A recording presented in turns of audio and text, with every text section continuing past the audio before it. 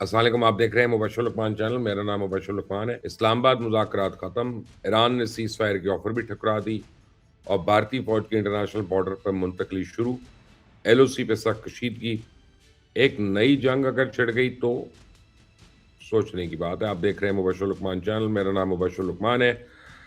اس کو سبسکرائب ضرور کریے گا چینل کو، اور بیل آئیکن کو پریس کریے گا. سوال یہ نہیں ہے کہ امریکہ نے اب تک ایران میں کتنی بامبنگ کی ہے، کتنے پل، کتنے پاور سٹیشنز اور کتنے اسلحے ڈپو اڑائے ہیں، بلکہ دیکھنے کی بات تو یہ ہے کہ ایران جیسا کمزور ملک اب تک کس طرح امریکہ جیسی سپر پاور کا مقابلہ کر رہا ہے. تو اگر صرف میدان جنگ کی بات کروں تو پچھلے 24 گھنٹے میں ایرانی فورسز نے امریکہ کے 2 طیارے اور 2 جنگی ہیلی کاپٹرز مار گرائے ہیں. ان میں ایک F-15 بھی ہے، F-15 ایگل، دوسرا A-10 طیارہ شامل ہے. اور امریکن فورسز نے اپنے 2 پائلٹس کو ریسکیو کر لیا ہے، جبکہ تیسرے کی تلاش میں ایرانی پہاڑوں کی خاک چھان بین ہو رہی ہے.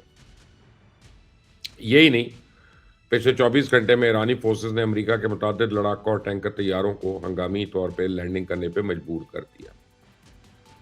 اب یہ وہ فائٹنگ سپرٹ ہے جس کی وجہ سے ابھی تک امریکن مرینز کو ایرانی سرزمین پہ قدم رکھنے کی جرت نہیں ہوئی ہے. آپ ایران کا حوصلہ دیکھیں کہ بدترین تباہی کا سامنا کرنے کے باوجود آج اس نے امریکہ کے 15 مطالبات نہ صرف غیر معقول قرار دے دیے بلکہ امریکی حکام کے ساتھ ملاقات سے بھی انکار کر دیا. تو ایران کے مرائل کا آپ اندازہ اس بات سے لگا لیں کہ امریکہ نے ایک سورس کے ذریعے چپکے سے ایران کو 48 گھنٹے کی سیز فائر کی پیشکش بھی کی، لیکن ایران نے امریکہ کی اس آفر کو ٹھکرا دیا. اب سنیں ذرا امریکن میڈیا کس طرح اپنی بے بسی کو رپورٹ کر رہا ہے. That Iran has rejected a US proposal for a 48-hour ceasefire. That's according to an unnamed source speaking to the Fars news agency. اگرچہ ایران کی سرکاری نیوز ایجنسی کا دعویٰ ہے کہ ایرانی حکومت نے ثالثوں کو بتا دیا ہے کہ وہ امریکی حکام سے ملاقات کے لیے تیار نہیں، لیکن میں سمجھتا ہوں کہ امید کی ایک کرن ابھی باقی ہے. یہ مذاکرات کا پہلا فیز ہے جو ناکامی سے دوچار ہوا. ابھی اور بہت سے مراحل باقی ہیں. پاکستان نے نئی تجاویز پہ کام شروع کر دیا ہے، جبکہ ترکی اور مصر بھی آگے بڑھنے کا راستہ تلاش کر رہے ہیں، اور اس مرتبہ مذاکرات کے لیے ممکنہ مقامات میں اسلام آباد کے ساتھ ساتھ دوحہ اور استنبول بھی شامل ہے.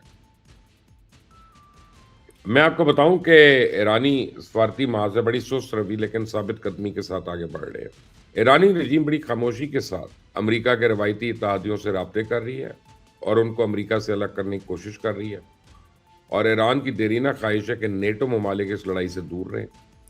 اور کل اس سلسلے میں ایران نے اپنا ماسٹر سٹروک کھیلا. ایرانی رجیم نے فرانس کو ابنائے ہرمز مفت استعمال کرنے کی پیشکش کر دی ہے. اب اسپین کے بعد فرانس دوسرا یورپین ملک ہوگا جو بغیر کسی ٹول ٹیکس ادا کیے خلیج سے مفت تیل لے جائے گا. عباس عراقچی کا یہ تیر بالکل نشانے پہ لگا اور فرینچ پریزیڈنٹ میکرون نے 2 ٹوک الفاظ میں ایران پر امریکی حملوں کی مخالفت کر دی. اب تو اٹلی کے وزیر اعظم جو ہیں وہ بھی پارلیمنٹ میں سوال اٹھا رہی ہیں کہ اگر امریکہ کو نیٹو کی ضرورت ہی نہیں تو پھر کیوں نہ یورپ میں امریکن اڈوں کو بند کر دیا جائے. سیاسی، سفارتی اور عسکری محاذ پر ایران کی یہ کامیابیاں دیکھنے میں انتہائی معمولی نظر آتی ہیں، لیکن آپ دیکھیں اس استقامت نے پریزیڈنٹ ٹرمپ کو ایران کی تعریف کرنے پہ مجبور کر دیا. اب وہ کہہ رہے ہیں کہ امریکہ اس وقت ایک انتہائی مضبوط ملک کے ساتھ جنگ لڑ رہا ہے. سنیں ذرا. We are in this military operation so powerful, so brilliant against one of the most powerful countries for 32 days. And the country has been eviscerated. دنیا اس وقت مشرق وسطیٰ میں الجھی ہوئی ہے. بھارت نے راجستھان کے صحرا میں ایک نئی بساط بچھانی شروع کر دی ہے. پچھلے 48 گھنٹوں میں بھارتی فوج کی کونارک کور اور بیٹل ایکس ڈویژن نے جیسلمیل سیکٹر میں مشقوں کے نام پہ وسیع پیمانے پہ نقل و حرکت شروع کر دی ہے. ابھی کوئی معمولی خبر نہیں ہے، بلکہ یہ وہ خاموش طوفان ہے جو اکثر جنگ سے پہلے اٹھتا ہے. میں نے آپ کو بتایا تھا کہ بھارت نے اپنے 2 اسٹریٹجک ایئرپورٹس پہلے ہی 27 اپریل تک بند کر رکھے ہیں، اور بارڈر کے ساتھ کئی اضلاع میں آج کل سول ڈیفنس کی مشقیں بھی چل رہی ہیں.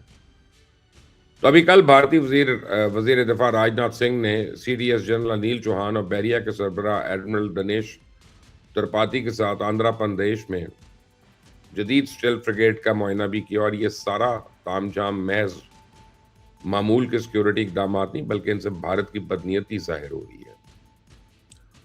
تو لائن آف کنٹرول کو دیکھیں تو وہاں پہ بھی اس وقت صورتحال انتہائی کشیدہ ہے اور بھارتی فضائیہ کے لڑاکا طیارے بلا جواز سرحدی علاقوں میں اڑانے بھر رہے ہیں. LOC پہ بھارتی سینا کے سپاہی دن رات پیٹرولنگ کے نام پر بے مقصد خاک چھان کر رہے ہیں.